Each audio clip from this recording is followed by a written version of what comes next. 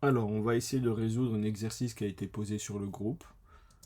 On vous donne une suite UN définie par U0 égale 1 et UN plus 1 égale 2 UN moins 3. C'est-à-dire elle définit par récurrence. On vous donne le premier terme, U0, et on vous donne un terme en fonction du précédent, UN plus 1 en fonction de UN. La première question est de calculer les 4 premiers termes de la suite. La deuxième question, on définit Vn qui est une suite auxiliaire par Vn égale Un moins 3. Une suite auxiliaire, en fait, c'est une suite qui va me permettre de faire des calculs sur Un. Première question, on vous demande de calculer V0. Deuxième question, on vous demande d'exprimer Vn plus 1 en fonction de Vn, c'est-à-dire d'exprimer un terme en fonction de son précédent dans la suite V. Troisième question, on veut déduire Vn en fonction de n, puis Un en fonction de n. Voilà un exercice qui est assez complet. Et on va on va répondre aux questions les unes après les autres. On va trouver des petits problèmes que l'on va régler à l'aide de méthodes générales. Alors, pour les réponses, on va conserver en tête, dans un coin de la page, la définition de la suite UN. Et si on veut calculer les premiers termes de la suite, les 4 premiers termes ici, première chose, on a U0 égale 1. Voilà mon premier terme. Il me reste 3 à déterminer. Si je veux calculer U1, je sais que je vais remplacer n par 0 ici pour obtenir U1. Et si je remplace n par 0, je vais obtenir U0 ici. C'est-à-dire qu'en fait, je vais avoir U1 qui va être en fonction du précédent U0. Donc U1, c'est 2 fois U0 moins 3. Et comme U0 est égal à 1, ça fait 2 fois 1 moins 3, c'est-à-dire ça me fait moins 1. De la même façon, si je veux calculer U2, je l'aurai en fonction du précédent U1. Si je veux U2, ça me fait 2U1 moins 3. Et comme je viens de calculer U1 et que U1 vaut moins 1, donc ça me fait 2 fois moins 1 moins 3. Moins 2 moins 3, ça me fait bien moins 5 pour U2. J'ai un terme, deux termes, trois termes. Il me faut le quatrième terme qui est U3. Et U3 sera en fonction du précédent U2 que je viens de calculer. Donc U3, ça va être 2U2 moins 3, c'est-à-dire 2 fois moins 5 moins 3. Donc ça va me faire moins 10 moins 3, c'est-à-dire moins 13. Voilà pour les 4 premiers termes de la suite. Même si U0 est donné dans l'énoncé, ça fait partie des 4 premiers termes de la suite. Dans la deuxième question, on donne une suite Vn qui est égale à Vn. Enfin, Vn est égal à Un moins 3.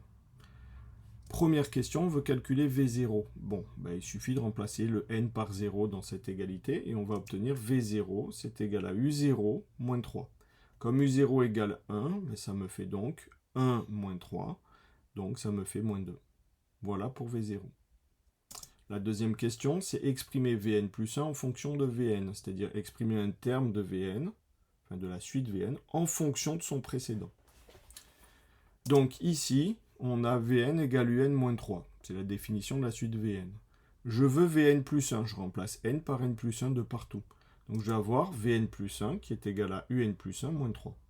Et ce qui est intéressant, c'est que le Un plus 1, je l'ai ici. Un plus 1, c'est 2Un moins 3. Il suffit de le remplacer. Donc Vn plus 1 est égal à 2Un moins 3 qui va rester. Je simplifie cette égalité. Vn plus 1 égale 2Un moins 6. Et là, la méthode, la petite astuce, est de factoriser par 2. Pourquoi ? Parce que je veux faire apparaître le Vn. Là, je ne vois pas Vn. Vn est égal à Un moins 3. Mais je vois bien qu'en factorisant par 2, c'est-à-dire que si je factorise par 2, je vais faire apparaître le Un moins 3. C'est 2 facteurs de Un moins 3. Et donc, ici, je retrouve le Vn. Donc, Vn plus 1 égale 2 fois Vn. Alors, la petite méthode est, qu'est-ce que j'ai devant le Un ? Rien. Qu'est-ce que j'ai devant le Un ? 2. Donc, il va falloir factoriser par 2, ça marchera très bien. Et vous retrouverez toujours une expression de Vn plus 1 en fonction de Vn. Ça marchera toujours. C'est une méthode. Alors, la troisième question, c'est la question la plus difficile de l'exercice, c'est exprimer Vn en fonction de n, puis Un en fonction de n. Alors, la méthode est une méthode de télescopage. Je vais vous expliquer pourquoi. On va exprimer les termes de la suite Vn, les uns après les autres, et on va voir qu'il va y avoir une récurrence dans l'égalité. On sait que Vn plus 1, c'est 2Vn, puisque je viens de le déterminer. Si je remplace n par 0, je vais obtenir donc V1 égale 2 fois V0. En clair, un terme est égal à 2 fois son précédent. Donc V2, c'est 2 fois V1. V3, c'est 2 fois V2, etc., etc. Si je veux faire le suivant, c'est V4 égale 2 fois V3. V5 égale 2 fois V4, etc., etc. Donc, je mets 3 petits points parce que je ne vais pas pouvoir tous les écrire. Et je vais m'arrêter à Vn. Pourquoi? Parce que je veux Vn en fonction de n. Donc, Vn égale 2 fois son précédent, c'est-à-dire V indice n-1. Bon, cette égalité est vraie du début jusqu'à la fin. Donc, juste avant, il va y avoir une égalité qui va marcher.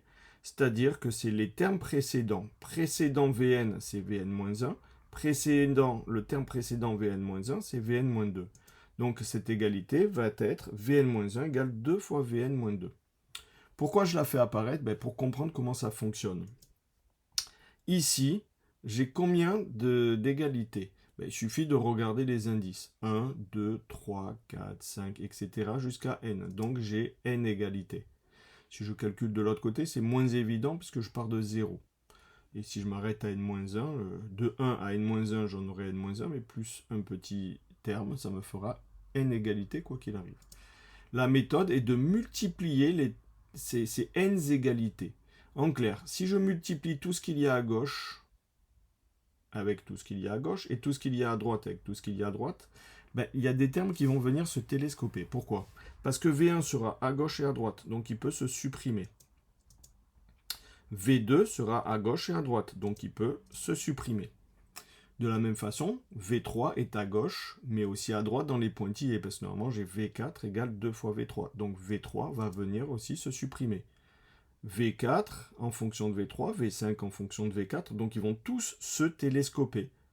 Et donc le Vn-2 va venir se simplifier avec l'égalité précédente, et le Vn-1 avec le Vn-1. Donc si je multiplie tout ça, qu'est-ce qui me reste à gauche? Il va me rester que le Vn. Qu'est-ce qui me reste à droite? Il va me rester le V0 et 2 fois 2 fois 2 fois 2 fois 2, n fois. Donc je vais avoir Vn qui est égal à 2 fois 2 fois 2 fois 2 fois V0, le dernier terme. Mais j'en ai combien de 2? J'en ai n, donc ça me fait 2 puissance n. Et le V0, on avait calculé dans la question précédente, c'est pour ça qu'on l'avait demandé, ça valait moins 2, donc Vn égale 2 puissance n fois moins 2. C'est une méthode qui fonctionne très bien, et on verra plus tard qu'il y a une méthode peut-être un peu plus facile, mais plus élaborée, qui fonctionnera encore mieux. Donc, si je le réécris dans l'ordre, Vn égale moins 2 fois 2 puissance n. La dernière question, enfin la dernière partie de la question, on veut exprimer un en fonction de n. Mais on sait que Vn est égal à un-3. Donc, je fais passer le moins 3 de l'autre côté, donc on va avoir un égale Vn plus 3. Et comme Vn, je viens de le déterminer, il n'y a plus qu'à remplacer Vn par son expression qui vaut moins 2 fois 2 puissance n, et le tout plus 3.